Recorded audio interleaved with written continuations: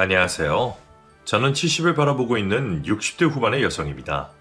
아주머니들과 통성명을 하며 매일같이 말하는 나이인데 이렇게 인지를 하고 직접 글자로 적으니 새롭게 느껴지네요. 이제 저도 나이를 정말 많이 먹은 것 같습니다. 언제 이렇게 나이를 먹은 건지 정말 세상 빠르네요. 그만큼 세상이 좋아지기도 했고요. 보통 제 젊을 적만 해도 라디오로 사람들의 사연을 아주 짧게 듣고는 했는데 이제는 제가 듣고 싶은 이야기를 선택해 골라 끊김없이 들을 수 있다는 것이 놀랍기만 하네요. 이 세상의 발전으로 인해 제 사연도 이토록 쉽게 여러분들께 들려드릴 수 있는 거겠죠. 제 사연은 제 아들네에 관한 이야기입니다만 제 자서전이기도 합니다. 이런 좋은 기회를 맞아 허심탄회하게 전부 다 말해보고 싶네요. 그럼 제가 살아온 이야기를 들려드리도록 하죠. 요즘 태어난 아이들은 대부분은 도시에서 태어났겠지만 저 때만 해도 시골에서 나고 자란 아이들이 많았습니다. 저 또한 그랬죠. 농사일을 하시던 부모님 밑에서 저는 이녀 중 막내로 태어났습니다. 언니는 겨우 저보다 한 살 많았을 뿐이지만 어린 저에게는 엄마를 대신해 저를 돌봐주는 어른 같은 존재였죠. 그 따뜻한 가족들 품에서 저는 행복한 유년 시절을 보내고 있었어요. 그러다 같이 놀던 언니, 오빠들에게 처음으로 도시 이야기를 듣게 되었죠. 말로만 들으면 그런 별천지가 없었습니다. 무서운 것들도 투성이라 했지만 그만큼 재미있고 신기한 것들이 상상도 할 수 없을 만큼 많다고 했어요. 그때는 TV가 귀할 때라 저희 동네에는 있지도 않았고 그러다 보니 누군가에게 전해들은 이야기가 와전되고 그 말을 믿었죠. 그날 이후로 막연하게 도시에 가고 싶다는 꿈이 생겼던 것 같아요. 그래서 매일 언니와 있을 때면 서로 과장되게 도시 이야기를 부풀리며 놀았죠. 농사일이 바쁘신 부모님께서 저희를 데려가 주시리가 만무하니 저희가 직접 가보기로 했습니다. 정말 발칙한 생각이죠. 부모님 몰래 계획을 세운 우리는 무작정 도시로 향했어요. 지금 크기의 반절 정도 되는 버스에 몰래 올라탄 우리는 누군가의 자식인 척을 하며 도시까지 도착하게 되었습니다. 하지만 말로 듣던 거와는 전혀 다른 모습에 실망을 할 수밖에 없었죠. 사람들이 정신없이 많고 건물들이 다닥다닥 붙어있는 것을 빼면 우리 동네와 별반 다를 것이 없었습니다. 그래도 확실히 볼 것들은 많더군요. 처음 보는 것들에 정신에 팔렸던 저는 언니의 손을 놓치게 되었고 한참이 지나가 언니와 떨어졌다는 걸 알게 되었습니다. 그때부터 계속 엇갈렸는지 서로를 찾지 못하게 되었죠. 한참을 언니를 찾다 지쳤던 저는 건물 한켠에 쪼그려 앉아 있었죠. 마침 도시에 볼 일이 있어 나온 동네 아저씨를 보게 되었고 아저씨께 언니를 찾아달라 졸랐습니다. 아저씨는 버스가 끊기기 전까지 저를 데리고 언니를 찾아다녔고 경찰서에 가셔서 신고도 해주셨어요. 그리고 부모님이 있는 집까지 데려다 주셨죠. 저는 돌아올 수 있었지만 아직 언니를 찾지 못했습니다. 부모님께서는 생업도 내려놓으시고 언니를 찾기 위해 도시를 왔다 갔다 하셨죠. 하지만 언니는 어디로 간 것인지 찾을 수가 없었고 결국 부모님도 포기를 하시고 집으로 돌아와 생업을 이어가셨어요. 그때는 남의 집 애를 다른 사람이 데려가 키우기도 하고 부모가 있던 아이도 거리에서 방황을 한다는 이유만으로 고아원에 갈 때라 부모님께서는 언니를 찾을 수 없다고 생각하셨나 봐요. 그렇다고 영영 볼 수 없을 거라고도 하시지 않았습니다. 언젠가는 살아서 볼 날이 있을 거라며 언니를 잊지 말고 찾으라 했어요. 이후 시간은 아무 일 없다는 듯이 흘러갔고 부모님과 저도 평범한 일상을 보냈지만 제 마음속에는 무거운 돌덩이 하나가 올라가 있게 되었죠. 이후 성인이 되어서 일을 찾아 도시로 나온 저는 당연히 언니도 틈틈이 찾아다녔습니다. 일을 쉴 때면 실종 당시 언니 신상 정보와 인상 차이가 적힌 종이를 돌리며 거리를 다녔죠. 그때 저를 도와주던 사람이 있었어요. 바로 제 남편이었죠. 그때까지만 해도 서로 같은 공장에 다니며 호감을 가지고 있었지만 표현할 방법을 몰라 서로 내만 하던 사이였습니다. 그런데 그 남자가 다른 여직원들과 나누고 있던 제 이야기를 듣고는 쉬는 날에 도와주겠다고 먼저 말을 하는 거예요. 자기 말만 하고 사라진 남자는 정말 쉬는 날 그 장소에 나와 있었고 언니를 찾는 일을 도와주었습니다. 그날의 계기로 서로에 대한 물그릇은 우리는 점점 가까워졌고 특히 잃어버린 언니로 인해 무거운 마음을 가지고 있는 저에게 큰 힘이 되어주는 사람이 되었습니다. 저와 연인이 된 이후에도 남자는 같이 연애할 시간을 줄여가며 언니를 찾는 일에 도움을 주고는 했어요. 책임감이 있고 제 근심마저 나눠 가지려는 남자를 놓칠 수 없었고 우리는 조촐한 결혼식을 올리고 부부의 연을 맺게 됩니다. 그 당시 대부분의 부부들이 그렇듯 남의 집 단칸방 살이로 신혼생활을 시작했던 우리는 아이를 많이 가지길 원했어요. 지금 젊은 부부들의 분위기와 달리 그 당시는 딸 자식 가리지 않고 많이 낳는 게 가정이 행복하다고 생각하던 시절이었죠. 우리도 마찬가지였어요. 하지만 우리의 바람과 달리 아이가 쉽게 생기지 않았습니다. 부부간의 일로 비뇨기과는 물론이고 산부인과를 찾아간다는 건 상상도 할 수 없던 시절이니 오로지 삼신할매와 조상님께 빌며 우리 닮은 아이를 달라고 했죠. 그 바람이 하늘에 닿았는지 정말 긴 노력 끝에 우리의 아이를 낳을 수 있었습니다. 워낙 임신하는 데 있어 마음고생을 많이 해서 그런지 우리는 아이 가지는데 더는 고생하지 말고 하나 있는 아이에게 온 정성을 들여 키우자고 했고 아들 동현이에게 온 정성을 쏟아가며 키웠죠. 중간에 형편이 어려워져 끼니를 줄이게 되더라도 아이에게만은 좋은 것을 먹이고자 했습니다. 우리는 물에 밥을 불려 먹더라도 아이에게는 고기 반찬이 된 밥상을 차려줬죠. 남들은 유난이라고 했지만 그렇지 않았습니다.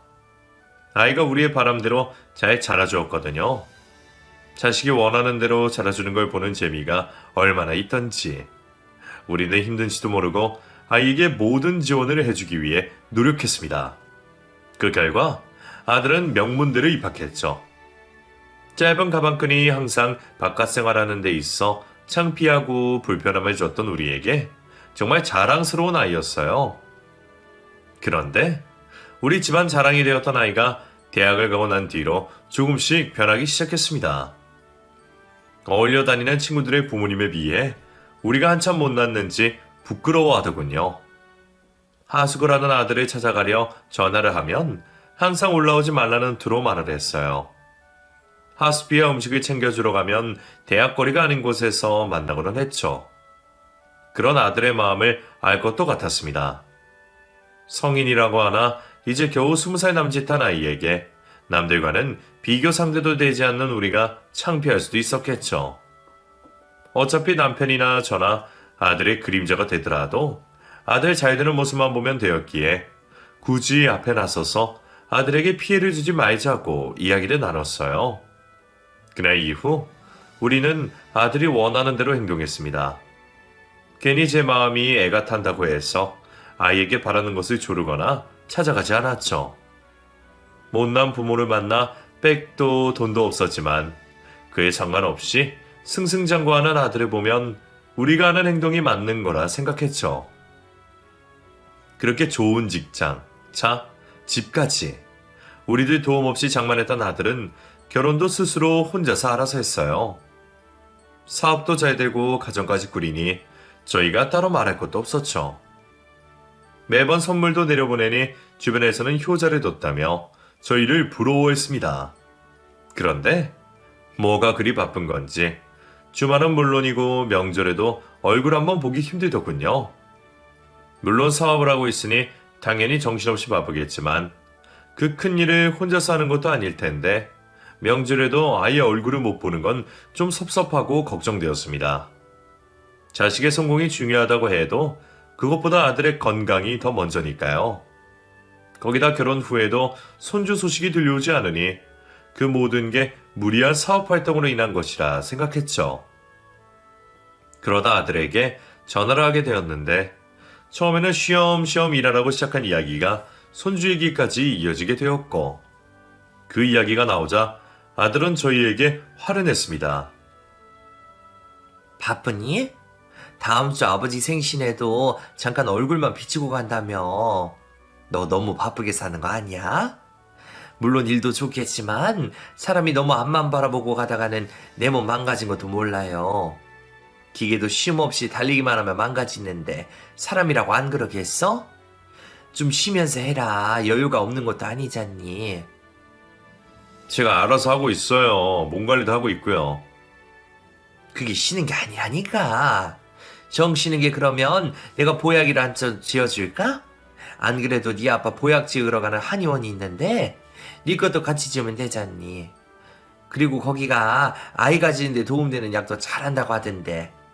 네가 바쁘면 정연이만 내려보내서 아이 생기는데 좋은 약도 한 점 짓자.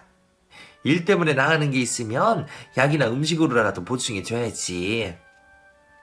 어머니, 제가 아이 얘기하지 말라고 했죠? 또 왜 타령을 하세요?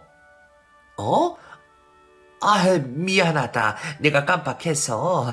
난 네 목 걱정을 한다는 게 또 어쩌다 그 얘기로 빠졌네. 미안하다. 그딴 약 가지고 애가 생길 것 같아요? 제가 왜 애가 안 생기는지 알려드릴까요? 병원에 갔더니 제가 선천적으로 불임이래요. 누구 때문일 것 같아요? 두 분도 불임이시지 않아요? 왜 물려줘도 그런 걸 물려주시냐고요. 솔직히 제가 여기까지 올라오는데 아버지 어머니께서 해주신 게 뭐가 있어요? 제가 알아서 이 자리까지 올라온 거 아니에요. 그런 자식 덕에 선물도 좋은 것 받고 남들 부러움도 받으면 좀 가만히 계셔주세요. 제가 대학생 때부터 항상 바래왔던 거잖아요. 안 그래도 애 문제 가지고 정연이랑 싸웠는데 왜 또 애 이야기를 꺼내세요? 이제 앞으로 제가 연락드릴 때까지는 저나 정연이에게 먼저 연락하지 마세요. 그럼 이만 끊을게요. 화가 나기보단 충격으로 다가왔습니다. 아들이 불임이라니. 아들 말처럼 모두 우리 탓인 것만 같았죠. 안 그래도 힘든 아들을 자극한 것 같아 미안했어요. 그날 이후 아들이 저희에게 하는 연락이 줄어들며 부모 자식 간 사이가 소원해지기 시작했죠. 아들 소식이 매일 궁금했지만 주변 사람들이 잘 되고 있다는 소식에 대신 안도하며 살았어요. 그러면서 나이 들어 자식에게 기대는 부모가 되어선 안 되겠다는 생각으로 일을 손에서 놓지 않으며 살아가고 있었죠. 그래도 우리 부부에게 서로가 있어서 다행이었어요. 아들의 일로 힘들 때면 서로가 서로를 위로해주며 버티고 살 수 있었거든요. 그렇게 흘러가는 시간 속에 아들과는 화해를 하지 못한 채 있었죠. 그러다 남편이 사고로 세상을 떠나게 되었습니다. 자동차 사고였어요. 병원이 일찍 도착하여 살 줄 알았는데 점점 의식이 흐려지던 남편이 결국에는 세상을 떠나게 되었죠. 자신의 삶이 얼마 남지 않았음을 알았는지 남편의 의식이 있을 때 저에게 남은 인생 마음껏 즐기다 오라는 유언을 남겼습니다. 그땐 그 말이 유언이 될지도 모르고 빨리 말을 끊었는데 이렇게 될 줄 알았다면 나에게 해줄 말을 좀 더 들어볼 걸 그랬어요. 지금까지도 그 순간이 후회로 남네요. 그렇게 남편의 죽음을 받아들이고 장례를 치러야 했던 저는 오랜만에 아들에게 연락을 했습니다. 아들 또한 아버지가 돌아가셨다는 말에 놀라 한 걸음에 병원으로 찾아왔죠. 그 전까지 겨우 참고 있던 눈물이 아들을 보자 왈칵 쏟아졌습니다. 그제서야 마음 놓고 기댈 수 있는 아들의 품에서 남편 잃은 슬픔을 토해냈죠. 눈물을 다 쏟아내고 이제 아들과 며느리 얼굴을 보며 장래에 대해 이야기를 하려고 하는데 이게 어떻게 된 일인지 아들과 며느리의 얼굴이 전과는 너무 다른 얼굴을 하고 있었습니다. 분명 멀끔하게 정리가 잘 된 모습이었는데 이제는 얼굴색도 칙칙하고 생기라고는 하나 없는 모습이었죠. 혹시 아들에게도 무슨 병환이 있나 싶어 걱정을 하며 물어봤어요. 대답하기를 망설이던 아들은 그동안의 근황을 저에게 알렸습니다. 저희와 연락이 소원해지고 나서 언제부턴가 하던 사업이 잘 안 되었다고 하네요. 나중에는 늘어나는 빚으로 인해 사업도 접고 집과 차, 그리고 돈이 되는 거라면 다 팔았지만 그래도 아직까지 해결을 하지 못했다고 했죠. 사회초년생일 때부터 해오던 사업이니 다른 일을 할 자신이 없어 지금도 힘들지만 비슷한 사업을 하고 있었고 전처럼 사업이 잘 되지는 않아 어려운 형편에 놓여 있다고 했습니다. 저희에게 화를 지난 일도 있고 자신들 상황도 좋지 못하니 일부러 우리에게 연락도 안 하고 명절에도 못 내려왔었다고 말을 했어요. 그 이야기를 들으니 속이 답답하더군요. 힘들면 당연히 아빠, 엄마에게 찾아와 도와달라고 하는 걸 남편과 저 중에 누가 과거의 일로 문제를 삼는다고 혼자 앓고 있었다니. 혼자 끙끙거렸을 아들과 며느리 생각하니 제 속이 더 아팠습니다. 이제라도 솔직하게 말해줘서 정말 다행이었어요. 우선 남편의 장례를 치르고 나서 그 일을 더 이야기하기로 했죠. 남편의 장례를 마치고 그 슬픔이 채가시기도 전에 바쁘게 행동해야 했습니다. 아들 동현이에게 도움을 줘야 했거든요. 우선 가장 필요한 게 무엇인지 묻는 제 물음에 아이는 어렵게 돈이 필요하다는 말을 꺼냈어요. 남편 사고로 받게 될 돈이 있으니 그 돈으로 아들을 도와주기로 했죠. 이후에도 동현이는 사업에 잘 풀리지 않는지 가끔 저에게 돈을 빌려가고는 했습니다. 그렇게 시간이 좀 지나고 저도 몸 이곳저곳이 고장이 나면서 일을 그만두고 집에서 쉬게 되었죠. 그때 아들이 저에게 찾아와 부탁 하나를 하였습니다. 엄마, 죄송한데 사업하는데 돈이 더 필요했어요. 제가 대충 알아보니까 이 집이랑 가지고 계신 땅이요. 그걸로 저 좀 도와주시면 안 돼요? 대신에 제가 앞으로 쭉 엄마 모시고 살게요. 아들이 힘들다고 하는데 집이 돼주겠어요? 어차피 제 몸 하나 누일 곳만 있으면 되었습니다. 안 그래도 수척해진 아들 며느리가 매일 마음에 걸렸는데 제가 같이 살며 몸보신도 좀 시켜줘야겠다고 생각했죠.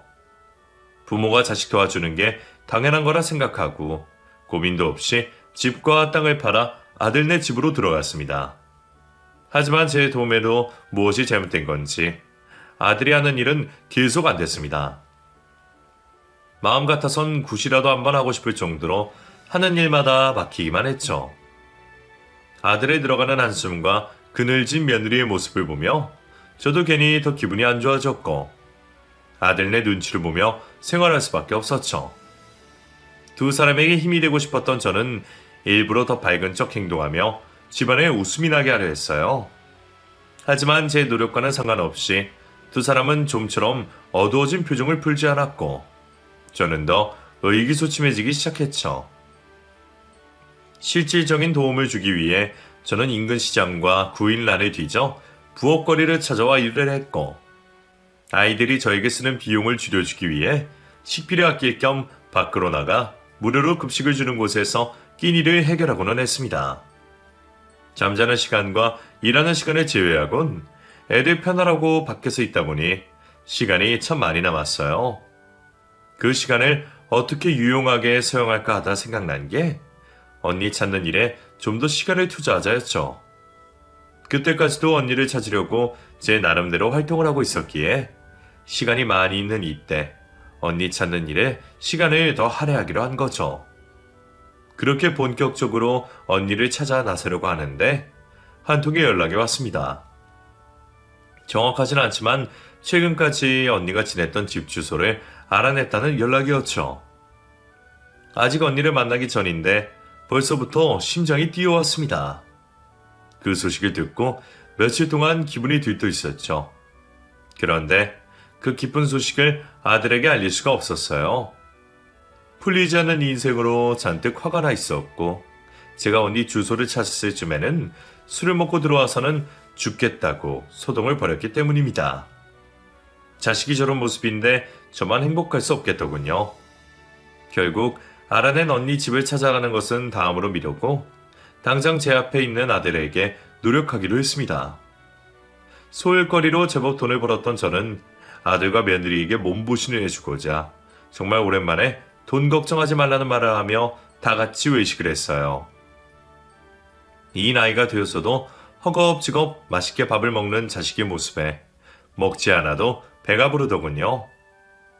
오랜만에 식사다운 식사로 기분이 좋아진 아들과 기분 좋게 집으로 돌아갔고 집으로 가는 길 중간에 있던 복권방으로 가서 서로의 소망을 담아 로또 한 잔씩을 샀죠. 그리고는 지금의 마음을 잊지 않기 위해 다정한 모습으로 사진까지 찍었습니다.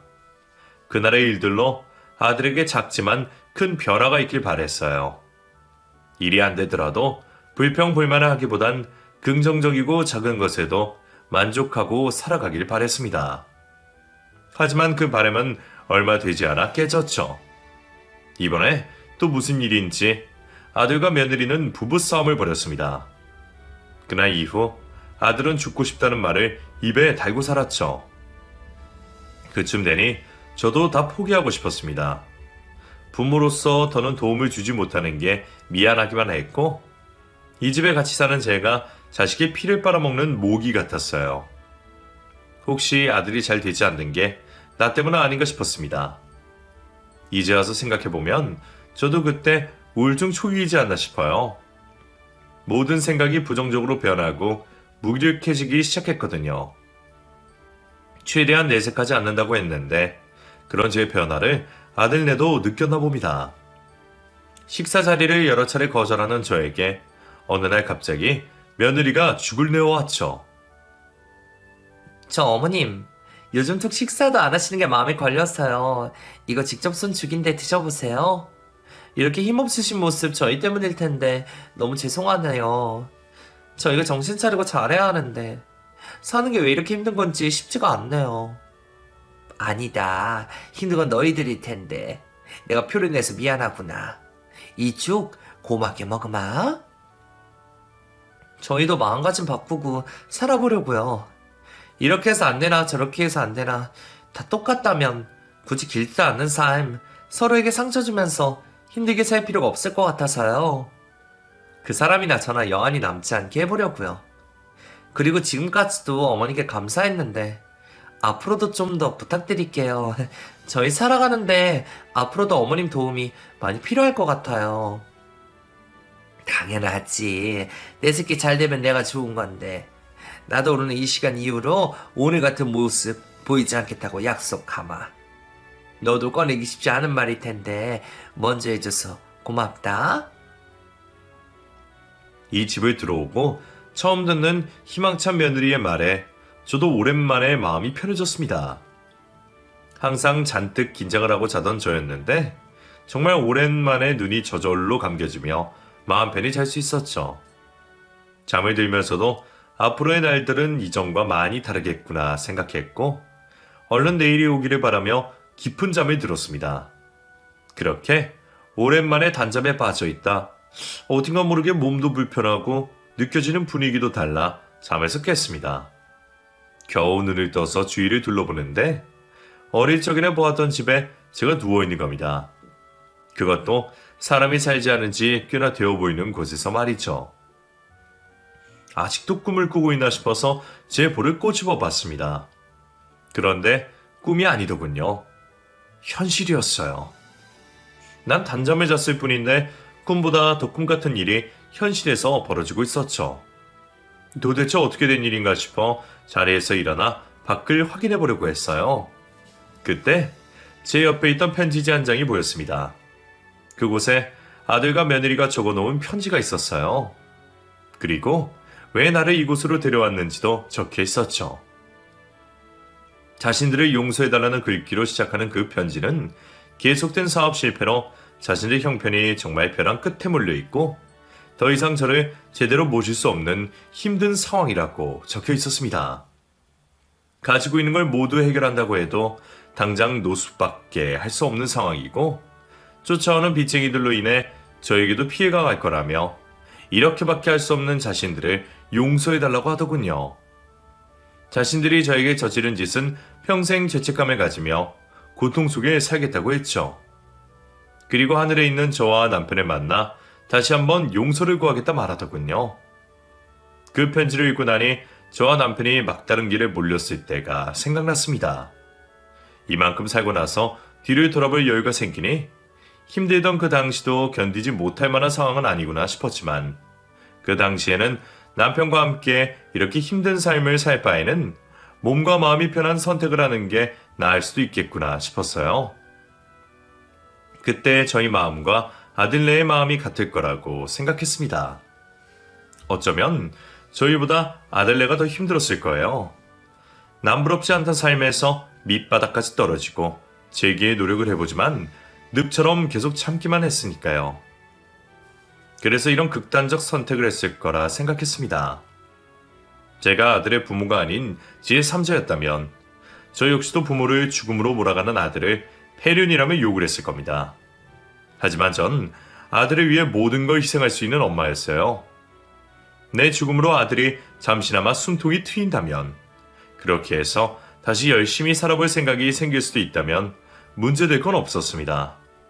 오히려 내 한 몸 희생해서 아들에게 도움을 줄 수 있다는 게 감사하게 느껴졌어요.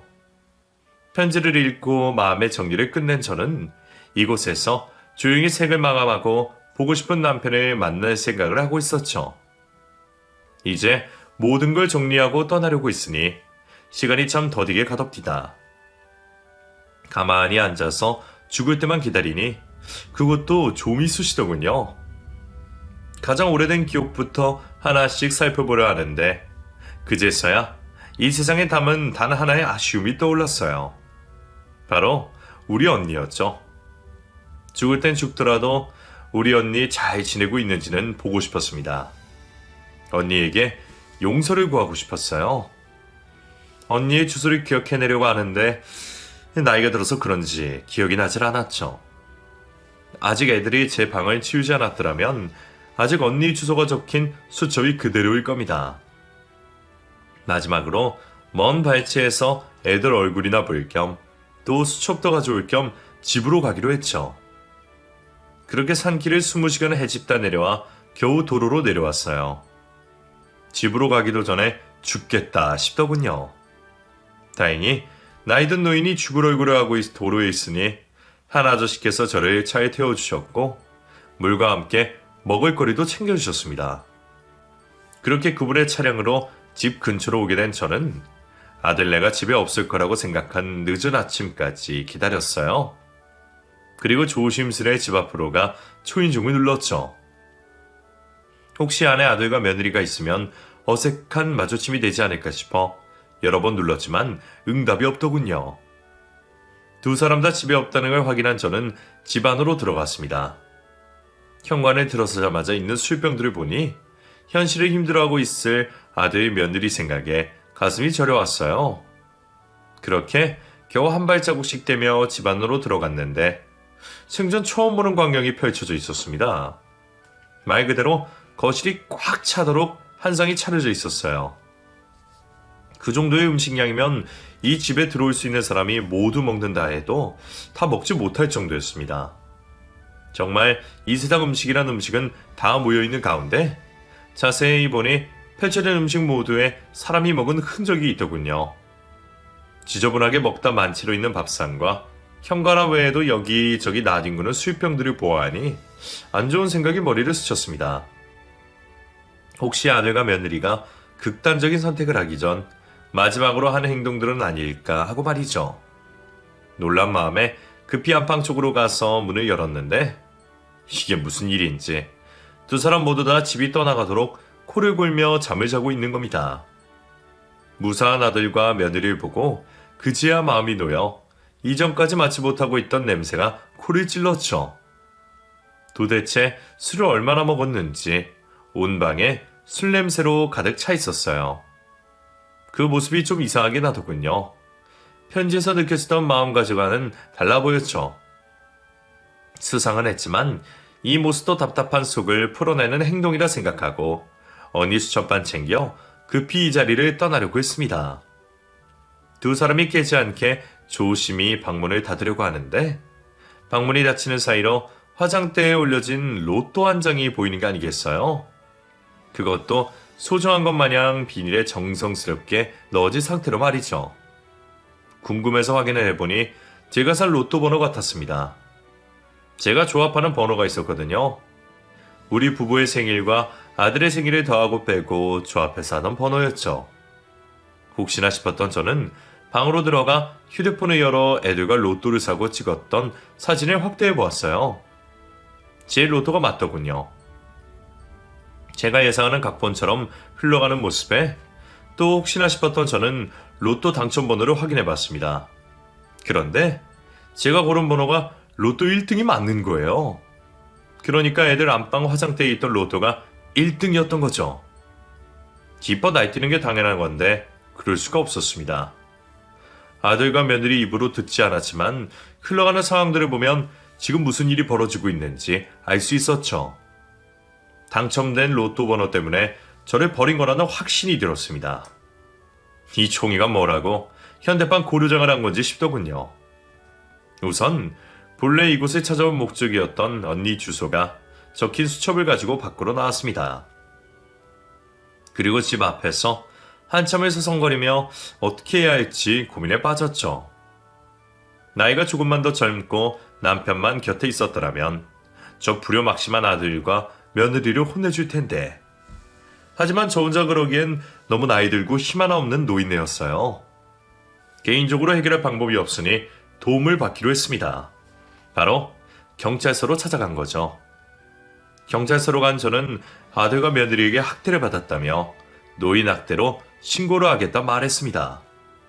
그리고 경찰분들에게 증거가 없어지기 전에 아파트 CCTV나 제가 잠에서 깬 산 인근 CCTV를 확보해달라고 말했죠.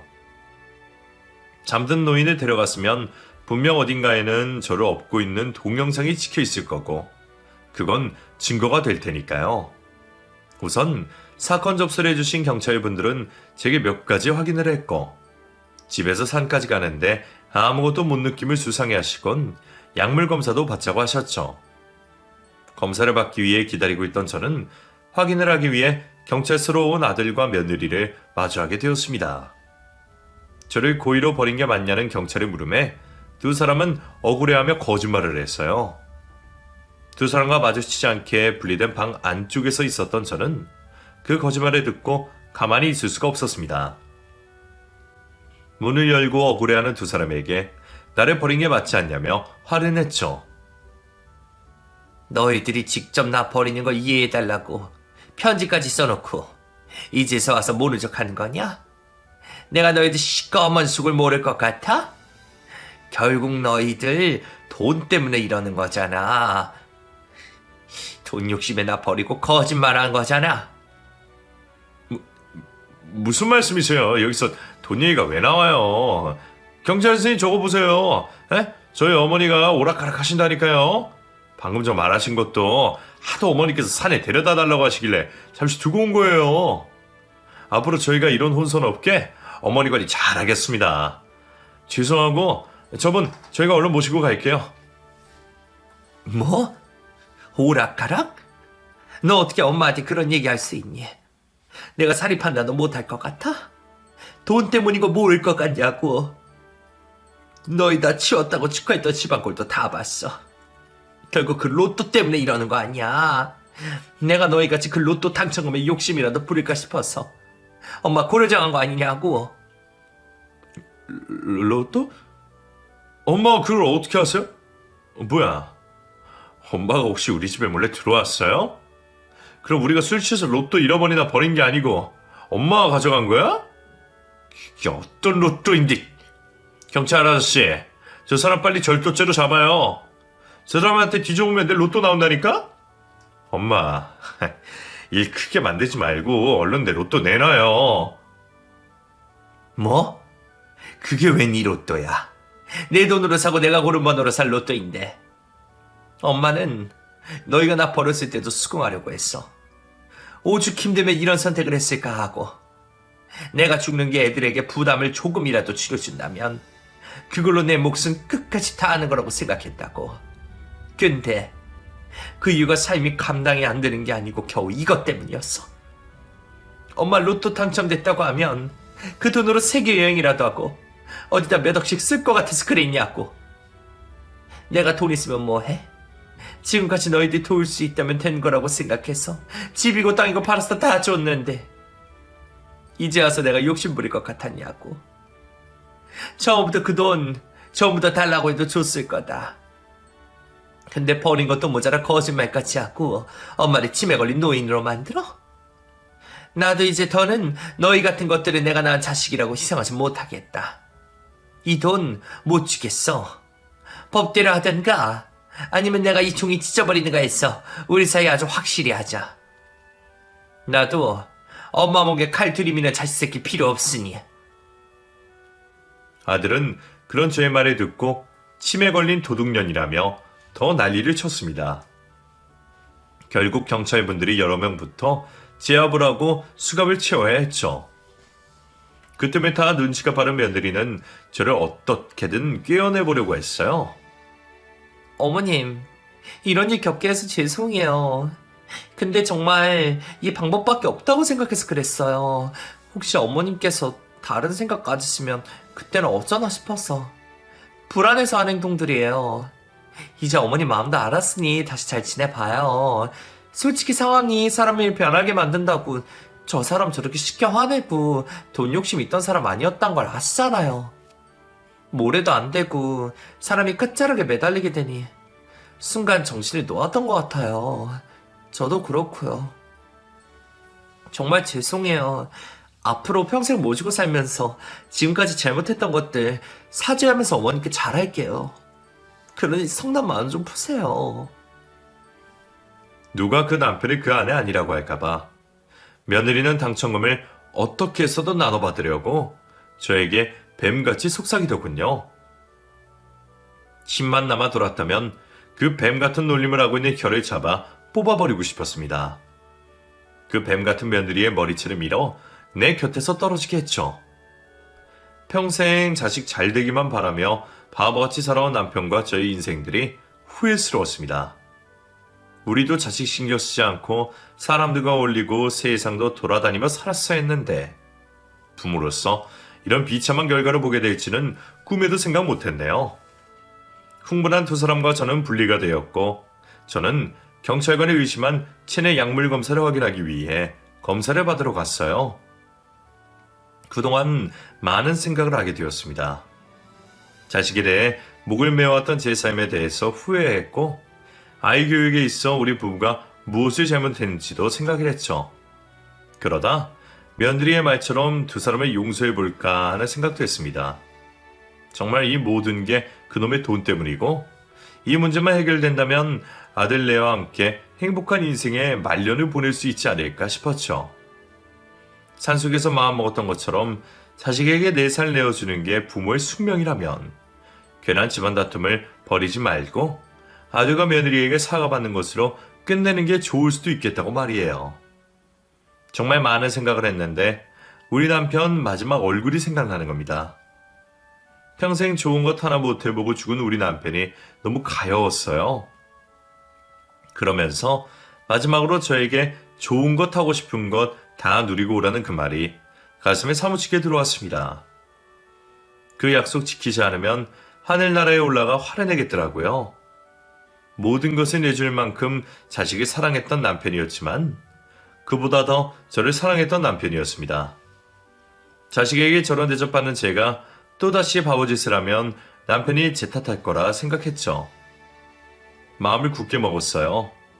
천년이라고 하고 내 배 아파 낳은 아들이라 하지만 그 자식의 폐해로 나라면 끊어야 했습니다. 저는 두 사람을 용서하지 않고 형사 고소하게 되었죠. 그러는 사이 저는 어렸을 때 헤어졌던 언니를 찾아갔습니다. 모든 일이 해결되고 찾아갈까 싶었지만 이미 너무 많은 시간이 지나 더는 안 될 것 같더군요. 평생을 고대했던 일인 만큼 발걸음 하나 떼기가 어려웠습니다. 별별 걱정이 다 되더군요. 이미 그 자리에 언니가 없으면 어쩌나, 나를 찾아다니다가 고아가 된 이유를 원망하면 어쩌나 싶었죠.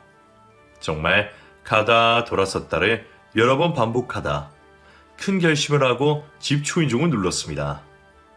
나이든 여성분의 목소리가 들려왔고 그것만으론 내 언니라는 걸 알 수가 없었죠. 뭐라 말을 해야 할지 우물쭈물대던 저는 당황을 하여 다른 설명도 없이 제 이름을 먼저 말하게 되었어요. 저 에란이에요. 혹시 여기 영란이 언니 집이 맞나요? 상대방의 대답이 없는 걸 보니 미친 사람쯤으로 생각한 것 같았어요.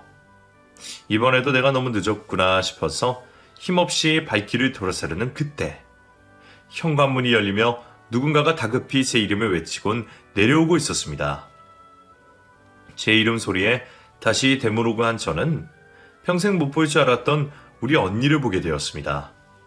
비록 60년 넘는 시간이 흘러 이제 서로 할머니가 되어가고 있는 얼굴을 하고 있었지만 정말 한눈에 알아볼 수 있었습니다. 우리는 누가 먼저라고 할 것 없이 60여 년 전 놓쳤던 손을 마주 잡았고 서로가 서로의 품에 안겨 눈물을 쏟아냈죠. 평생 저를 눌러왔던 죄책감이 그날의 만남으로 조금은 해소되는 것 같았습니다. 우리는 한참 동안 서로를 다시 만난 것을 믿지 못한 듯이 여러 번 확인을 하다 언니 집안으로 들어가 서로의 이야기를 하게 되었어요. 서로를 그리워했던 나날들 만큼 할 이야기들이 끝없이 나왔고 밤을 새우고도 할 이야기가 남아있었죠. 서로 울고 웃으며 그 끝나지 않을 것 같은 이야기를 나누다 최근에는 어떻게 살고 있는지에 대해 말이 나왔습니다. 언니에게 못할 말이 어디 있겠나 싶었던 저는 바로 며칠 전에 있었던 아들네 일을 말하게 되었어요. 언니는 힘들어서 내 선택을 잘한 일이라 말해주었습니다. 그리고 부모로서 절대 잘못된 행동을 한 게 아니니 죄책감 따위는 가지지 말라 했죠. 그때 언니의 그 말이 저에게는 참 의지되고 위안되었어요. 그리고 언니는 우리 자매 더 이상 떨어지지 말자며 자신의 집으로 들어와 살 것을 제안했죠. 염치불고하고 언니와 살고 싶었습니다. 이제 언니와 제가 남은 평생을 같이 살아도 떨어진 날들이 길었기에 한시라도 헤어지기 싫었거든요. 그렇게 언니와 한 집에서 생활하게 되었죠. 그 이후로 아들과 며느리는 노인복지법과 함께 의료법 위반으로 처벌을 받게 되었습니다. 두 사람 모두 상해를 제외한 유기, 경제적 학대가 인정이 되어 징역이 선고되었고 며느리는 저에게 준 죽에 자신이 처방받은 수면제를 넣었다는 이유로 의료법 위반에도 걸려 징역살이가 늘어났죠. 그리고 두 사람이 문제 삼을 로또에 대한 주인이 누구인가는 아주 싱겁게 결말이 났습니다. 제 휴대폰 속에 있던 로또를 사고 찍은 사진과 함께 로또방 CCTV, 아들과 며느리의 문자 내역으로 당연히 제 것으로 판명났죠. 로또를 받자마자 언니와 함께 당첨금을 수령하고 왔어요. 이제 이 돈만큼은 아끼지 않고 저와 언니, 그리고 저를 가족으로 받아준 조카들과 행복할 수 있게 사용해야죠. 이제 새로운 출발하는 저에게 이곳 여러분들께서 많은 응원을 해주시면 좋겠네요. 글 읽어주셔서 감사하고 여러분들도 항상 건강하시고 행복하시길 진심으로 바라겠습니다. 감사합니다.